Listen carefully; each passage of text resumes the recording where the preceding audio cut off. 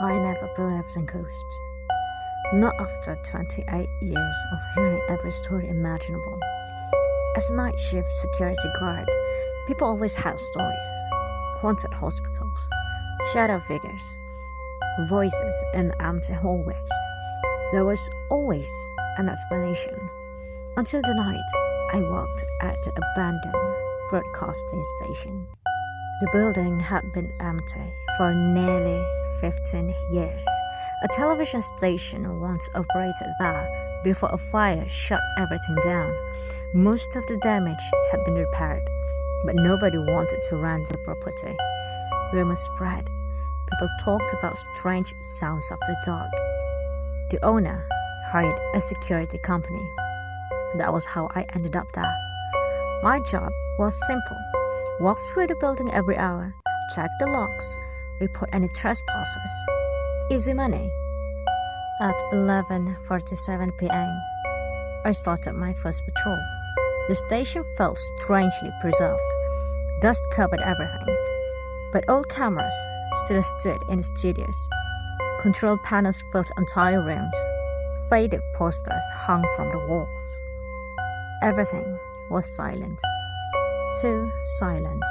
The kind of silence that makes you aware of your own breathing. At midnight, I reached Studio B, the largest room in the building. Rows of empty seats faced a stage where news programs were once recorded. My flashlight swept across the darkness. Nothing. Then, I heard a click. A television turned on. The sudden glow nearly made me jump. An old monitor mounted near the stage flickered with static. I stared at it. The power to the studio had been disconnected years ago. Yet the screen was clearly on. The static shifted. A face appeared. A woman. She sat behind a news desk. Her image was grainy and distorted. At first, I thought it was an old recording. Then she looked directly at me and spoke. "Please leave." The monitor went black. I stood frozen. My radio crackled. "Everything okay?" asked my supervisor. I swallowed. "Yeah," I lied. "I think I just saw an old monitor activate." There was a pause. Then he laughed. "Probably faulty wiring." I wanted to believe him, so I continued my patrol. At 1:03 a.m., I reached the control room. The door was open. I was certain it had been closed earlier. Inside, dozens of dark monitors lined the walls. As I stepped through the doorway, every screen switched on simultaneously. The room exploded with static. My flashlight died instantly. I was standing in darkness, illuminated only by pale television glow.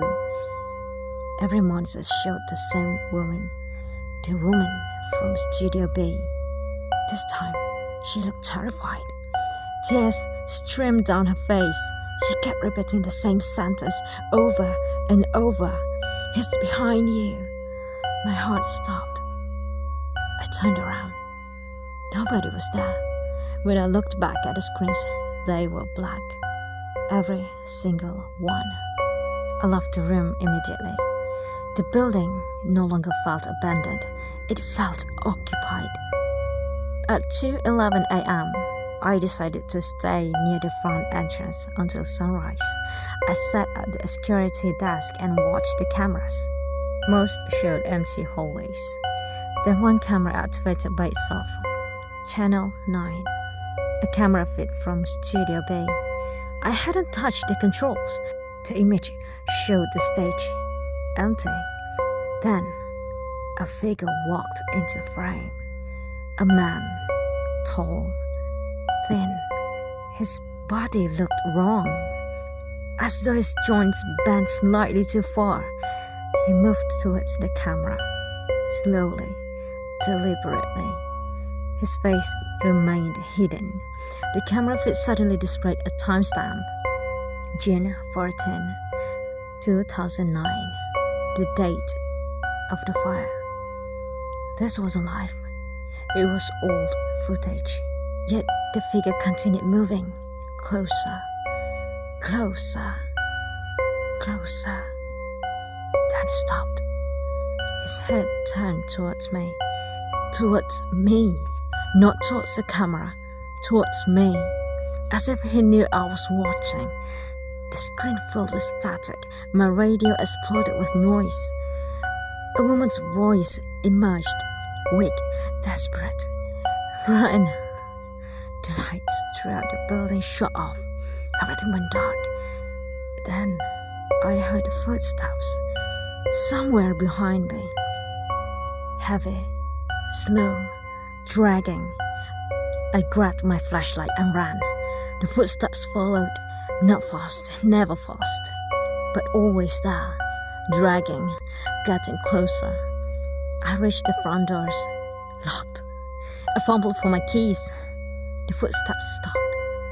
The silence was worse, because it meant whatever had been following me was standing still, listening, waiting.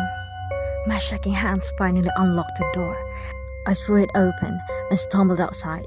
The moment I crossed the threshold, every light inside the station turned on. I looked back. The lobby windows glowed bright white, and there, standing inside, watching me, was the woman from the monitors. Her mouth moved silently. At first I couldn't understand. Then I realized she was repeating one sentence, the same sentence, again and again. He followed you out. The lights went dark. The building became silent, empty. I never returned. The station was demolished 6 months later. The official report said workers found nothing unusual. No human remains, no evidence of trespassers. Nothing. But one of the demolition workers quit after the first day. Nobody could understand why. He refused to explain, except for one thing. Before leaving, he handed the foreman a videotape recovered from the rubble. The tape contained only 30 seconds of footage. A security desk, a terrified night guard staring at a monitor, recorded on June 14, 2009, the night of the fire. The guard looked directly into the camera and whispered, "If you're watching this, he's standing behind you."